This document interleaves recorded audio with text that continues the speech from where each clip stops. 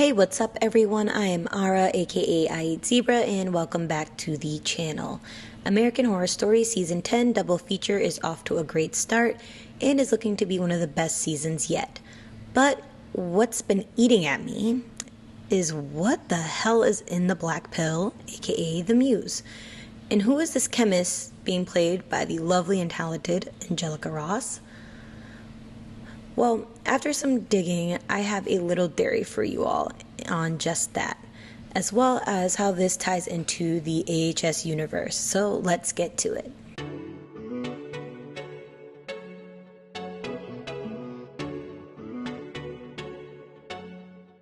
What we know so far is the chemist, played by Angelica Ross, is responsible for inventing the black pill, referred to as the Muse. She is a bit of a recluse and lives alone. That is so far all we know.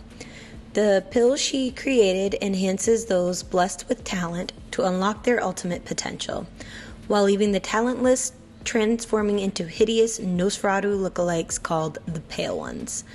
Even if you are talented and do not become a Pale One, you still, like them, need to feed on blood to quench the insatiable thirst that comes with taking the pill. If not, you will wither away and die. Honestly, it sucks. Either way. The effects of the pill sound very similar to vampirism, which I believe is a clue in unlocking not only what is in the pill, but why it was created to begin with. To understand that, we need to take a trip in the past at a real-life historical event, the Great New England Vampire Panic. The Great New England Vampire Panic is something I wouldn't be surprised you may never heard of. I grew up in New England, and until I was doing research for this theory, I had never heard of this hysteria before. Obviously, the more popular supernatural hysteria of the Salem witch trials is known by most, but this isn't discussed as often, and I believe it's because it is even worse than the witch trials. So let me explain. The New England Vampire Panic was the hysterical reaction to an outbreak of tuberculosis in the late 18th century into the 19th century throughout parts of New England. Tuberculosis was known as consumption at the time, as it appeared to consume an infected person's body. It is now known to be a bacterial disease, but the cause was unknown until the late 19th century. The infection spreads easily among a family. Thus, when one family member died of consumption, other members were often infected and gradually lost their health and died. People believe that this was due to the deceased TB sufferer draining the life from other family members. The belief that consumption was spread in this way was widely held in New England and in Europe. In an attempt to protect the survivors and ward off the effects of consumption, bodies of those who had died of the disease were exhumed and examined. The corpse was deemed to be feeding on the living if it was determined to be unusually fresh, especially if the heart or other organs contained liquid blood. After the culprit was identified, there were a number of proposed ways to stop the attacks. The most simple being just turning the body over in its grave. In other cases, families would burn the fresh, if you will, organs and rebury the body. Occasionally they would burn the bones. They'd rearrange them into different patterns like crosses. And occasionally the body may be decapitated depending on how long they've been in the decomposition process. So affected family members would also inhale smoke from the burned organs or consume the ashes in a further attempt to cure the consumption. Spoiler alert, this did not work.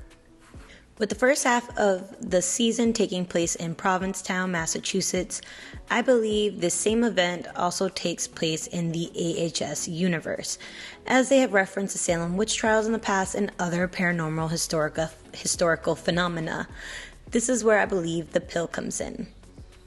During the tuberculosis epidemic, I believe a doctor was actively working on a cure for the disease.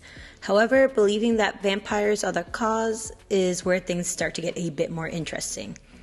The doctor in question, if they were up to date on current breakthroughs in the medical field, would have most likely heard of inoculation. For those of you that do not know, inoculation is the act or an instance of inoculating, especially the introduction of an antigenic substance or vaccine into the body to produce immunity to a specific disease.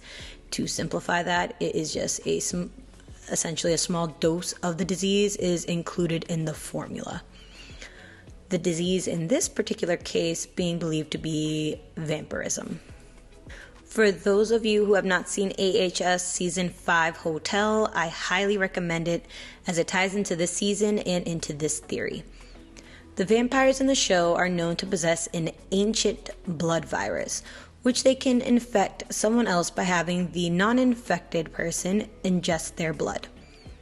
Thanks to F.W. Murnau, the director and creator of the film Nosferatu, we find out where the vampires come from. Originating in the Carpathian Mountains, he discovered beautiful creatures that had eternal life, enhanced abilities, yet were still cursed with an insatiable hunger. While researching for his film, he is turned into a vampire by the very creatures he was observing. He, in turn, decides to pass the blood curse along to Hollywood acting superstar Rudolph Valentino, who in turn passes it to the Countess, and so on and so forth. I do not believe any of these characters will be involved in the doctor's creation of the inoculation recipe.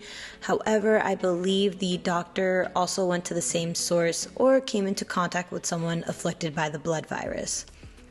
Using their blood, along with someone actually infected with TB and some other chemical compounds. I'm not a medical professional, so I don't care how these formulas work, but since they require a sample of the virus, I believe the person used both the vampire, if you will, and the victim they were consuming, who is just a person with TB.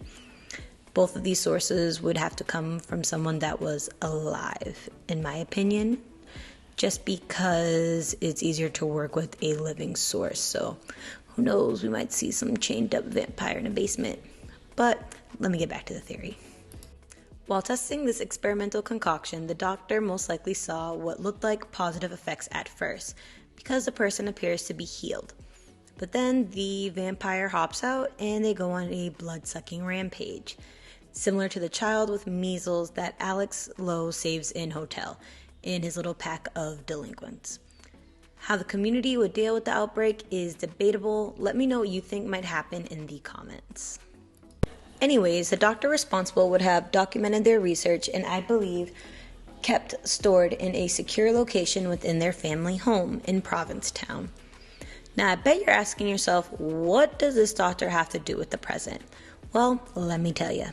If you haven't guessed by now, I believe the doctor is an ancestor of the Chemist.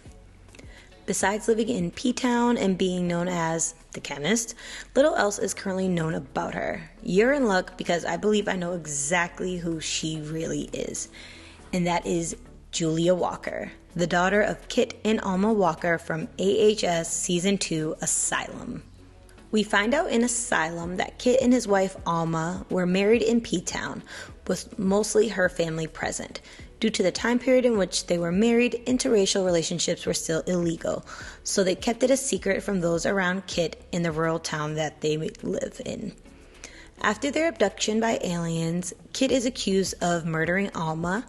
Kit eventually leaves Briarcliff with Grace, another patient, there, and is reunited with Alma, holding what is presumed to be his infant daughter in their home, and this happens around the year 1967. We know aliens are involved in the second half of the season, and I believe this is the key to bridging both stories together. As of now, all we know of Julia is she is a result of alien experimentation. She, along with her brother Thomas, were able to heal Sister Jude with some type of unknown alien methods, and she goes on to be a neurosurgeon at Johns Hopkins. If this season takes place in 2021 or even 2020, she would be in her early mid-50s, which is plausible for the character. Even though Angelica Ross looks younger, you know the saying, black don't crack. So let's just leave that at that. In season 2, the actress they had play Julia was lighter in complexion, but that is something that can easily be retconned. I know one of you may have made that comment once I said she was Julia based on this alone, so please feel free to delete it now. Anyways, I know you're probably asking yourself, she's called the chemist, not the neurosurgeon. To that, I will ask you, what do neurosurgeons specialize in? The brain, how it functions, and how to fix it. From what we know of the pill, it helps unlock the potential of your creativity by manipulating 4 elements of the blood. I would assume someone well-versed in the human brain and how it functions should be able to figure out what compounds would be the most effective for unlocking the creative parts of the brain, seeing as we need proper blood and oxygen flow to the brain for it to function. Growing up in Massachusetts, I wouldn't be surprised if Julia had a relationship with her mother's family in Provincetown, and even spent time there throughout the years, possibly with her grandparents, especially after the disappearance of her father, Kit. We're not sure if she remained in touch with her half-brother Thomas, but I'll come back to him a little bit later. I believe the house she lives in was inherited after the death of Alma's parents, or a close family relative that Julia maintained a relationship with. When moving into her new home, I believe she stumbles upon her ancestor, the mystery doctor I was referring to earlier's work, in research on their experiments with the vampire DNA. I believe with her expertise, she uses their notes and the secret ingredient of her alien DNA to produce the final product we see today. I believe there were some trials and failures while perfecting the recipe, which is why the chemist prefers to stick with those she trusts in her current clientele, because in the wrong hands, the situation can grow out of control. If she's discovered to be the one responsible for the pills, she would have to answer for it, which could lead to people finding out she is the daughter of Alma and Kit Walker. Alma being convicted of murder and insanity, and Kit, who disappeared mysteriously, she would be seen as a social pariah. She already is a bit of a recluse, and I believe that this is one of many reasons why. She also remarks to Belle and Austin that even if someone got their hands on her recipe that only she knows, they wouldn't know how to cook it up anyway. I believe one of the biggest reasons is they wouldn't know where or how to obtain the ingredients, let alone what to do with them. I think her connection to aliens is going to be the thing that bridges parts 1 and 2 of the season. I am hoping we also get the answer to what happened to Kit after he was abducted at the end of season 2. Either from her or someone else in part 2 of Double Feature. To wrap it all up in a nice bow for you all, I think the intention of the original recipe for the pill was to cure what the town thought was a vampire problem, but was in actuality just TB. Obviously that didn't go well, but the doctor's research was securely hidden, until their descendant, the chemist, aka Julia Walker, daughter of Kit and Alma, discovers it and is able to make it what it is today. The pill known as the Muse. Well, let me know what you think. Do you think the chemist is Julia Walker? Will we find out what happened to Kit? Is Thomas Walker going to be in this season? Find out in the next episode of Dragon Ball. Just kidding. Well, I'm excited to see where the rest of the season goes. Let me know your thoughts down below. Join me and my bestie, Gray Area's live after show after every episode, Wednesdays at 11:30 p.m. Eastern Standard Time.